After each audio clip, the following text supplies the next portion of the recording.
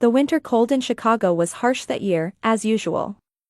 Elizabeth Collins gazed at the snow falling outside the emergency room window, waiting for the end of her 24-hour shift.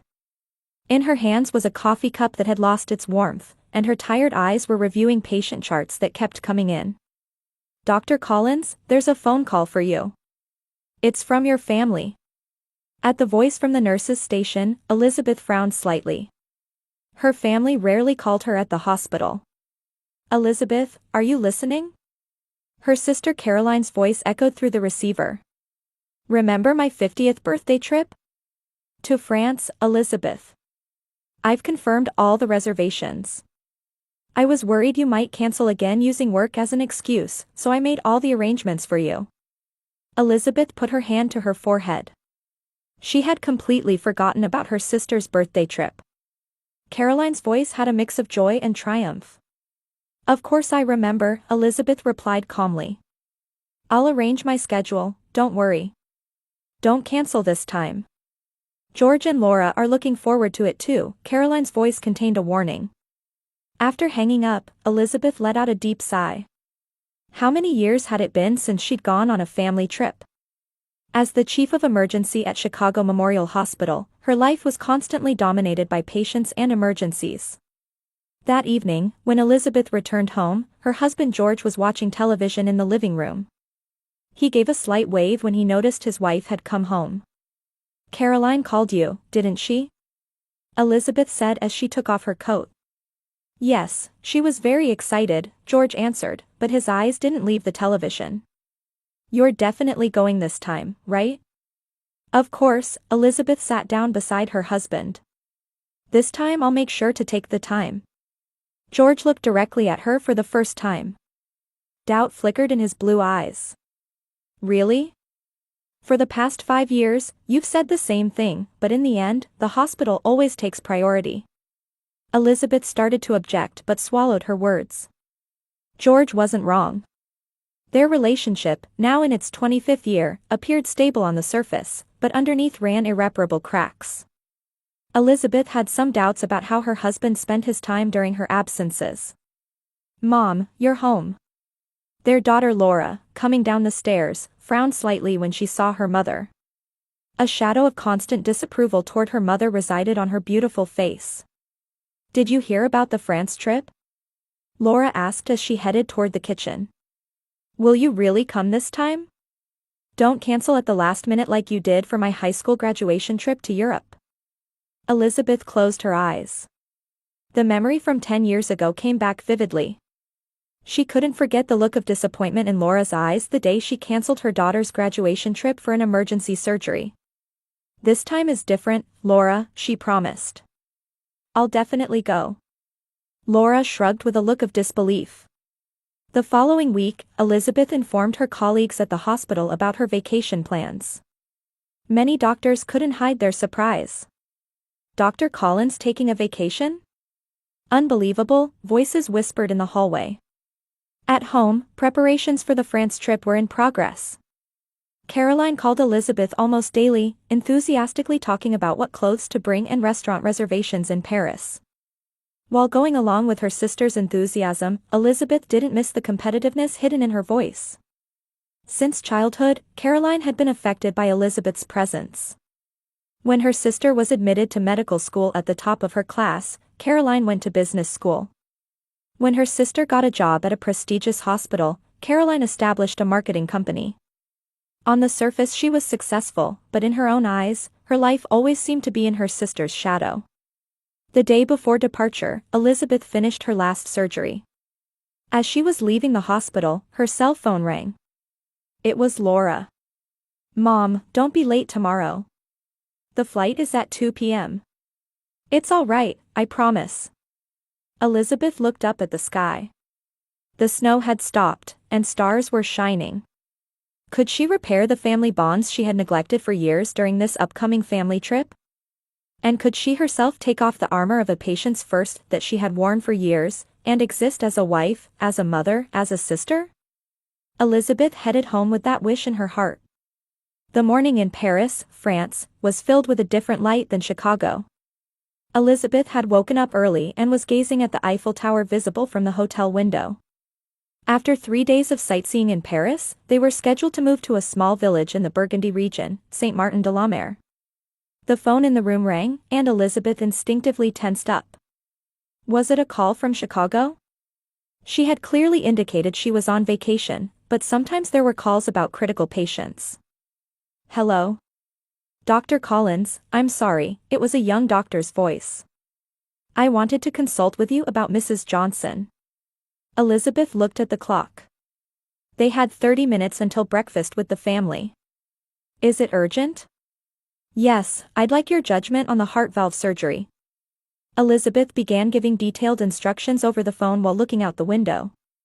Her mind had completely switched to doctor mode. 30 minutes later, she went down to the hotel restaurant. George, Laura, and Caroline were already seated at the table. Good morning, Elizabeth greeted cheerfully.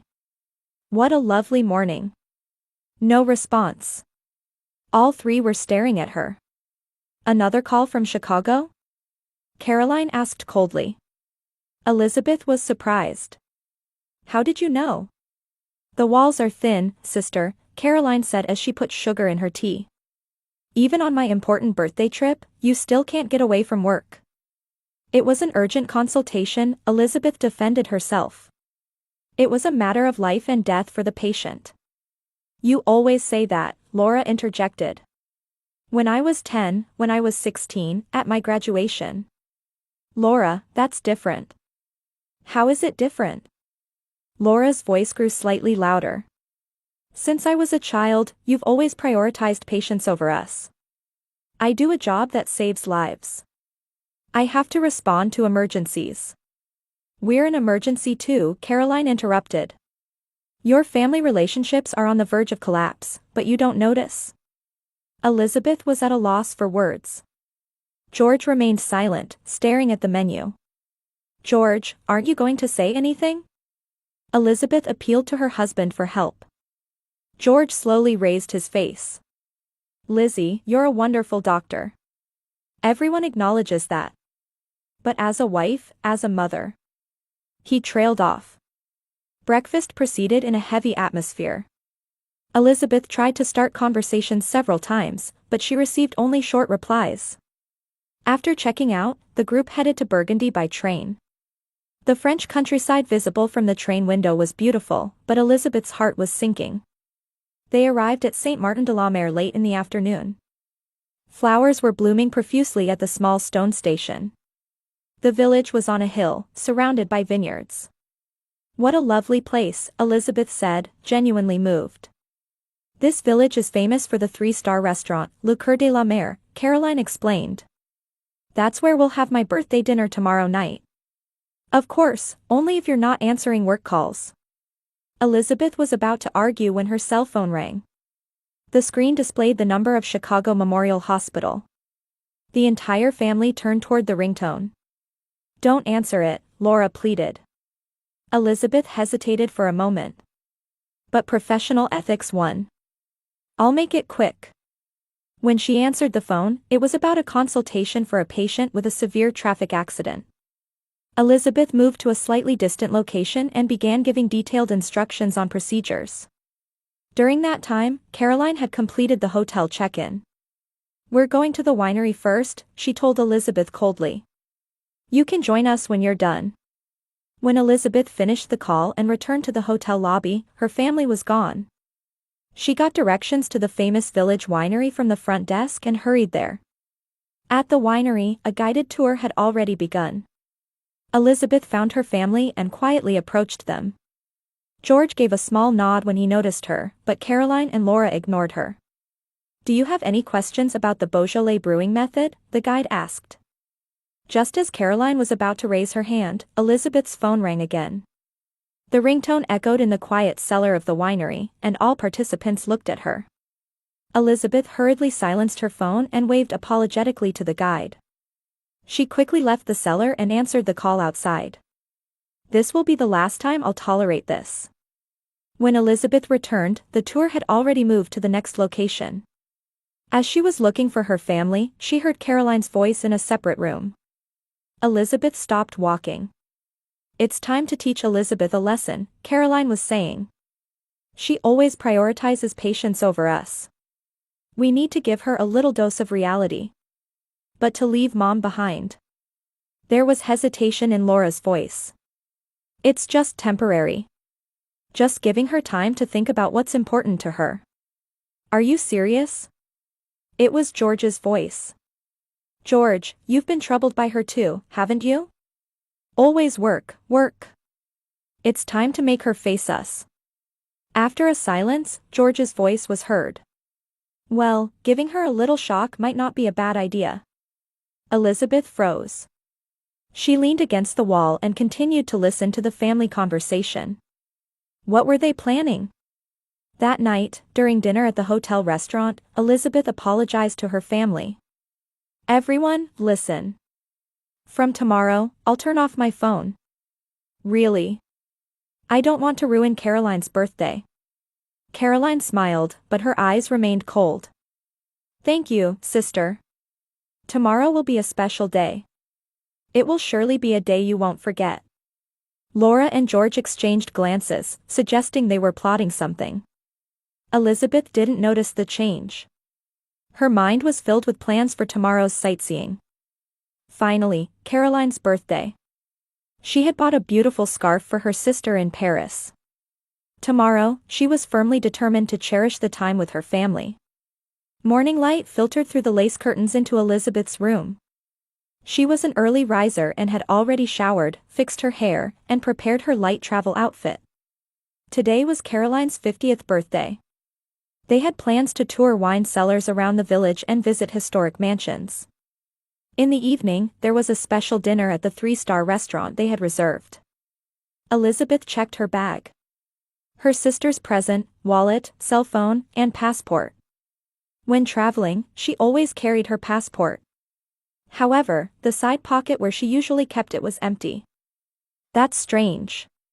She emptied her bag, but the passport was nowhere to be found. She checked the table, dresser, bedside table. She searched the entire room, but it was nowhere. Calm down, Elizabeth. Try to remember where you put it last night. She closed her eyes and traced her memory. She was sure she had put it in her bag's pocket. Had someone stolen it? No, that couldn't be. Her family would have no reason to touch her passport. Looking at the clock, she saw there were only 15 minutes left until the meeting time. Elizabeth frantically searched her suitcase one last time, but still couldn't find it. With no other choice, she headed to the hotel lobby. The entire family was already gathered in the lobby. Caroline was wearing a bright yellow dress, full of birthday celebration atmosphere. George was in a sporty jacket, and Laura was wearing stylish sunglasses. All three had travel bags. Good morning, Elizabeth greeted, slightly out of breath. Everyone, I have a problem. I can't find my passport. A moment of silence. Looking for something? Caroline grinned. You mean this? She took out Elizabeth's passport from her handbag. Elizabeth's eyes widened. Why do you have it? I just kept it safe, Caroline said lightly, but her eyes glinted coldly. If you want it back, you'll have to apologize first. Apologize? For what? For treating my life as second place, Caroline's voice sharpened. You're always focused on your work, your patience, your success. I'm always in your shadow. Today is my birthday, but you were on the phone again yesterday. Elizabeth was confused. Caroline, stealing your passport is a crime. Stop joking and give it back to me. She reached for the passport, but Caroline quickly pulled away. Laura stepped forward. Mom, you always put patience before me, her voice was cold. Always, since I was little. My presentations, my games, my graduation, you always left in the middle. Don't you need some time alone to think? Elizabeth stared at her daughter in bewilderment. Laura, you too. Lizzie, George quietly began. You always choose work over family. Always emergency calls, always on standby. In 25 years of marriage, you've barely been home half the time. You need some time apart to think. Elizabeth was hit with a mix of anger and fear. Are you joking? Give me back my passport right now. Her voice rose. The hotel front desk staff looked at them anxiously. Caroline smiled politely and said in French, just a small family dispute. No need to worry. Let's see what happens if we leave her here, Caroline said. She'll figure it out. George and Laura looked at each other, laughing and nodding. No, I won't let you do this. Elizabeth shouted. This is kidnapping. Give me back my passport. Caroline replied calmly, kidnapping? You're an adult. You'll just spend some time alone in the village.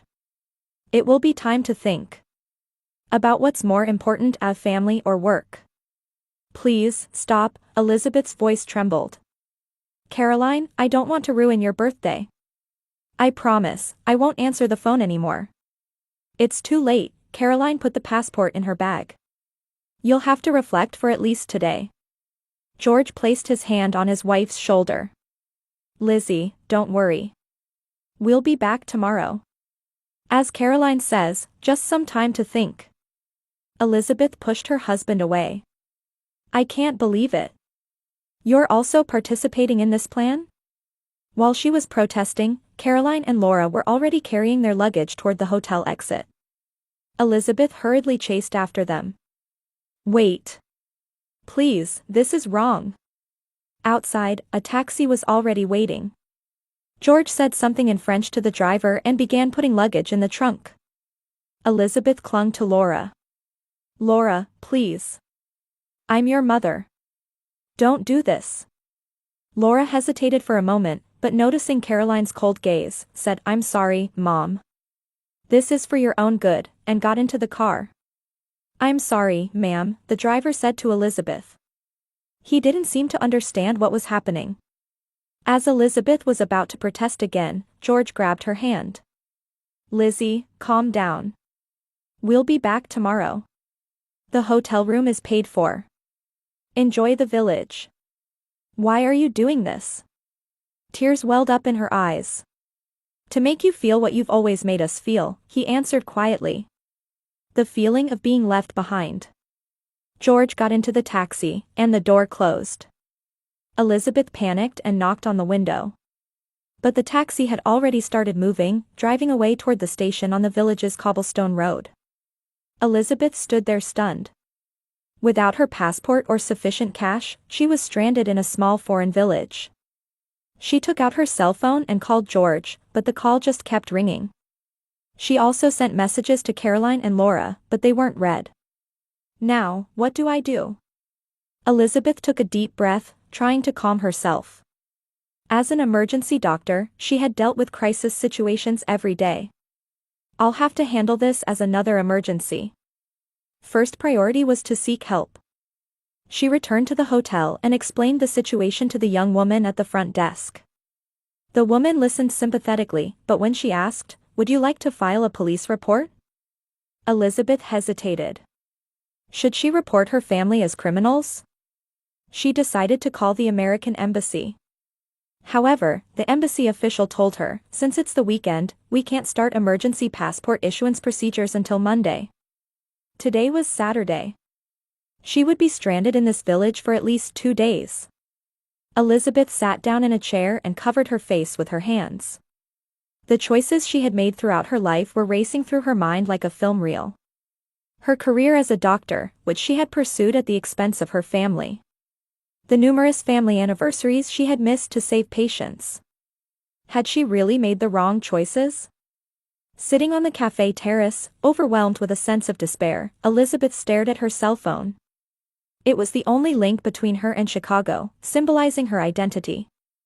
As Dr. Elizabeth Collins, she had continued to save lives through that phone.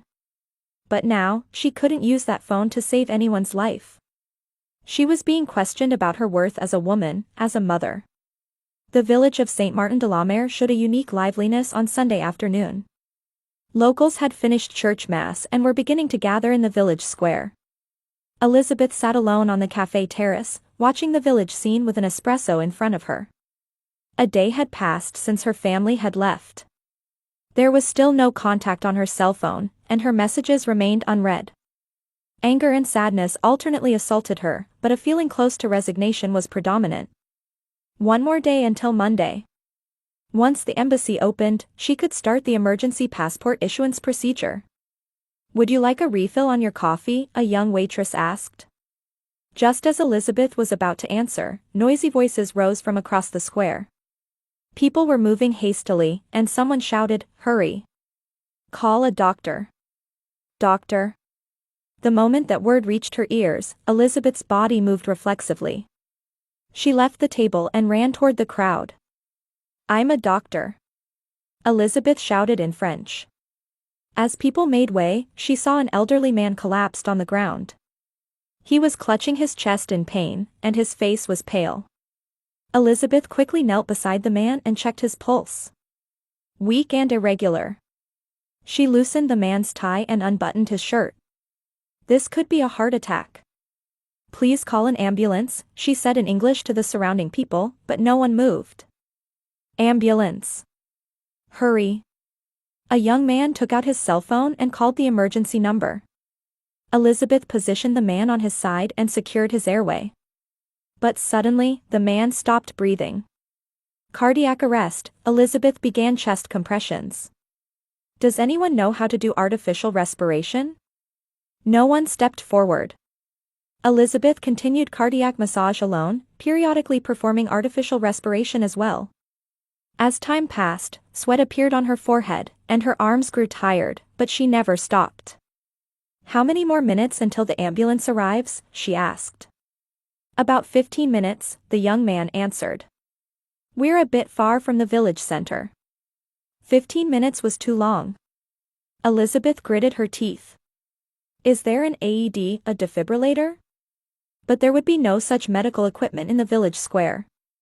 She silently continued CPR. More than 10 villagers had gathered around, watching her desperate efforts. "Please, don't die," Elizabeth spoke to the patient. "You must still have things to do." When the ambulance siren began to be heard, the man's pulse returned. Weak, but a definite heartbeat. Elizabeth let out a deep sigh of relief. As paramedics arrived and placed the man on a stretcher, an elderly woman grasped Elizabeth's hand. "Thank you. He is my husband," gratitude tears shone in her eyes. As the man was being carried into the ambulance, villagers applauded Elizabeth. She was exhausted but felt a quiet satisfaction at having fulfilled her duty as a doctor. "Who is that man?" Elizabeth asked the elderly woman. "Pierre Dubois. He is the most famous chef in this village. The owner of Au Cœur de la Mer. That 3-star restaurant. The place Caroline had reserved." Elizabeth nodded slightly. "Will he be all right?" "His life was saved thanks to you. But please, would you come to the hospital with us?" Elizabeth nodded without hesitation. In a strange land, with language barriers, she had no other choice. Her instinct as a doctor was guiding her again. During Pierre's treatment at the regional hospital, Elizabeth waited in the lobby with Pierre's wife Marie. The test results showed he had suffered a myocardial infarction, but thanks to early intervention, he had avoided serious damage. "Without you, my husband would not have survived," Marie said tearfully. "You are an angel." Elizabeth smiled. "I just did what any doctor would do." "You've come from America. Are you here as a tourist?" After hesitating, Elizabeth decided to tell her everything. The family trip, having her passport taken, being left in the village. Marie's expression changed to anger. "What a shameful act. We must help the person who saved my husband's life." That night, Marie proposed that Elizabeth stay in a guest room above Pierre's restaurant. "Tomorrow, I'll also help you contact the American embassy. My nephew is a lawyer in Paris. He will help you." Elizabeth was filled with gratitude. It was an unexpected turn of events, but she felt secure for the first time. By fulfilling her role as a doctor, other people were now helping her. The next day, Pierre was discharged from the hospital. His recovery was remarkably good, surprising even the doctors. That afternoon, despite his weak condition, he strongly wished to participate in the special recording of the popular TV program La Cuisine Française, which had been scheduled a week in advance. "This program is an important opportunity to introduce my husband's new menu," Marie explained. Elizabeth tried to stop Pierre, but his determination was firm. "I'm fine, doctor. And I want you to come with me." "Me? But why?" "I want to tell your story to all of France, no, to the whole world." In a Paris hotel room, the three, Caroline, Laura, and George, turned on the TV while having room service dinner. They hadn't mentioned a word about Elizabeth, but anxiety swirled in each of their hearts. "Tomorrow, let's go back to St. Martin to pick her up," George said. "She should have learned her lesson by now." Yes, Caroline agreed on the surface, but inwardly she wanted her sister to suffer longer. Laura remained silent and changed the channel. La Cuisine Française was starting. "Before introducing my new recipe," Pierre Dubois on the screen said, "I would first like to introduce the person who saved my life." The camera panned to show Elizabeth. The early summer sunlight in Paris streamed through the windows of Le Coeur de la Mer Paris. Just 1 month after opening, this restaurant had already become the most difficult reservation to get in Paris. The innovative menu based on the concept of medical food harmony had become a topic of conversation among gourmets. Elizabeth came out of the kitchen and surveyed the full dining room. The healing cuisine she had conceived fused traditional French cooking methods with the latest nutritional science. Her partnership with Pierre had brought an unexpected turn to her life. That day, the TV interview changed her life. As she answered the host's questions and told the story of being abandoned by her family, voices of anger rose in the studio.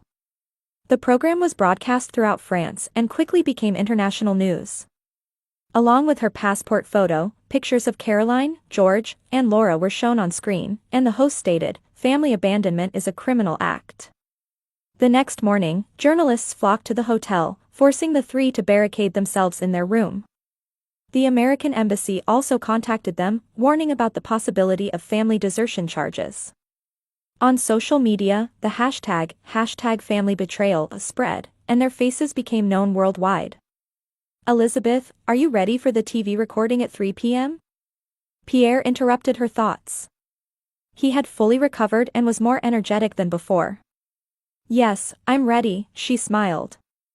Her cookbook, Dr. Elizabeth's Healing Cuisine, was already generating significant buzz before publication. Elizabeth was uncertain whether she should return to America, but the Chicago hospital had granted her a special 1-year leave to support her research in the fusion of medicine and cuisine. Her cell phone rang. "Elizabeth?" George's voice sounded smaller than before. "How are you doing?" "Surprisingly fulfilling," she answered honestly. She remembered the day 3 months ago when her family came to apologize. Unable to endure the media onslaught, they had come to St. Martin with their heads bowed. Caroline had been fired from her company, Laura had been ostracized by her friends, and George's mistress had abandoned him. Elizabeth forgave them. However, they didn't return to their original relationship. "I've found a new path," she told them. "My mission to heal people hasn't changed, just the method is different." "Do you plan to come back?" Hope mixed in George's voice. "I'll return occasionally. But I also have a place here." After hanging up, Elizabeth went out to the terrace. The Paris cityscape spread before her. She took a deep breath. At 54, having reached an unexpected turning point in life, she felt complete satisfaction with her own choices for the first time. True family isn't about blood ties, but about people who cherish you. Murmuring this, she returned to the restaurant. Pierre and the staff welcomed her with warm smiles. Here, she had a new family who needed her and recognized her value.